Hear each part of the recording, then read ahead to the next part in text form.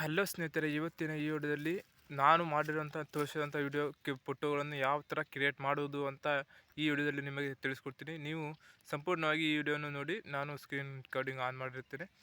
ಈ ವಿಡಿಯೋದಲ್ಲಿ ಯಾವ ರೀತಿ ನಾನು ಇಂಥ ಫೋಟೋಗಳನ್ನು ಎಡಿಟ್ ಮಾಡ್ತೀನಿ ಅಂತ ನಿಮಗೂ ಸಹ ತಿಳ್ಕೊಳ್ಬೇಕು. ಆಮೇಲೆ ನೀವು ಇನ್ಸ್ಟಾಗ್ರಾಮ್ ಅಥವಾ ಸೋಷಿಯಲ್ ಮೀಡಿಯಾದಲ್ಲಿ ಪೋಸ್ಟ್ ಮಾಡಿ ತುಂಬ ಲೈಕ್ಸ್ ಮತ್ತು ಫಾಲೋವರ್ಸ್ಗಳನ್ನು ಹೆಚ್ಚಿಸ್ಬೋದು. ನೋಡಿ ಫ್ರೆಂಡ್ಸ್, ವಿಡಿಯೋನ ಸ್ಟಾರ್ಟ್ ಮಾಡ್ತೀನಿ. ಮೊದಲನೇದಾಗಿ ನೀವು ಚಾಟ್ GPT ಡೌನ್ಲೋಡ್ ಮಾಡ್ಕೋಬೇಕು. ನೀವು ಆಲ್ರೆಡಿ ಡೌನ್ಲೋಡ್ ಮಾಡ್ಕೊಂಡ್ರೆ ನೀವು ಅದನ್ನು ಓಪನ್ ಮಾಡಿ. ಚಾಟ್ GPT ಓಪನ್ ಮಾಡಿದ ಮೇಲೆ ನೀವು ನಿಮ್ಮ ಗ್ಯಾಲರಿಗೆ ಹೋಗಿ ಅಲ್ಲಿ ನಿಮಗೆ ಬೇಕಾಗಿರುವಂಥ ಫೋಟೋಗಳನ್ನು ಸೆಲೆಕ್ಟ್ ಮಾಡಿಕೊಂಡು 2 ಅಥವಾ 2ಕ್ಕಿಂತ ಹೆಚ್ಚು ಫೋಟೋ ಸೆಲೆಕ್ಟ್ ಮಾಡ್ಕೋಬಹುದು.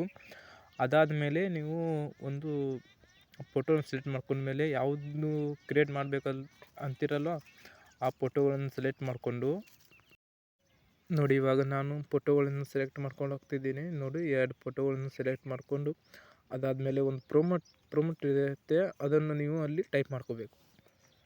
2 ಫೋಟೋಗಳನ್ನು ಸೆಲೆಕ್ಟ್ ಮಾಡಿದ ಮೇಲೆ ಆ ಪ್ರೊಮೋಟನ್ನು ನಾನು ಟೈಪ್ ಮಾಡ್ಕೊಂಡಿದ್ದೆ ಆಲ್ರೆಡಿ. ಆಮೇಲೆ ಕಾಪಿ ಮಾಡ್ಕೊಂಡಿದ್ದೆ. ನೀವು ಅದನ್ನು ಪೋಸ್ಟ್ ಮಾಡಿದ ಮೇಲೆ ಅದನ್ನು ಕ್ರಿಯೇಟ್ ಮಾಡೋಕ್ಕೆ ಒಂದು ಟೈಮ್ ತಗೊಳುತ್ತೆ. ನೋಡಿ ಫ್ರೆಂಡ್ಸ್, ಇಮೇಜ್ ಕ್ರಿಯೇಟ್ ಆಗ್ತಾಯಿದೆ.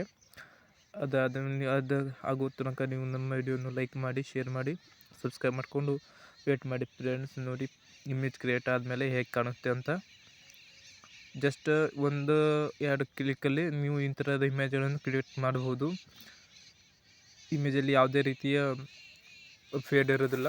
ಡೈರೆಕ್ಟಾಗಿ ಚಾಟ್ GPT ಫ್ರೀಯಾಗಿ ಕ್ರಿಯೇಟ್ ಮಾಡಿಕೊಡುತ್ತೆ. ನೋಡಿ ಫ್ರೆಂಡ್ಸ್, ಇಮೇಜ್ ಯಾವ ಥರ ಕ್ರಿಯೇಟ್ ಆಗಿದೆ ಅಂತ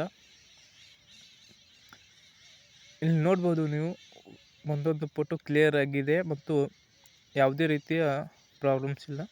ಗುಡ್ ಕಂಡೀಷನ್ ಒಳಗೆ ಬಂದಿವೆ. ನೀವು ಅದನ್ನು ನೋಡ್ಬೋದು ಯಾವ ಥರ ಬಂದಿದೆ ಅಂತ. ನೀವು ಡೈರೆಕ್ಟಾಗಿ ಡೌನ್ಲೋಡ್ ಕೂಡ ಮಾಡ್ಕೋಬಹುದು.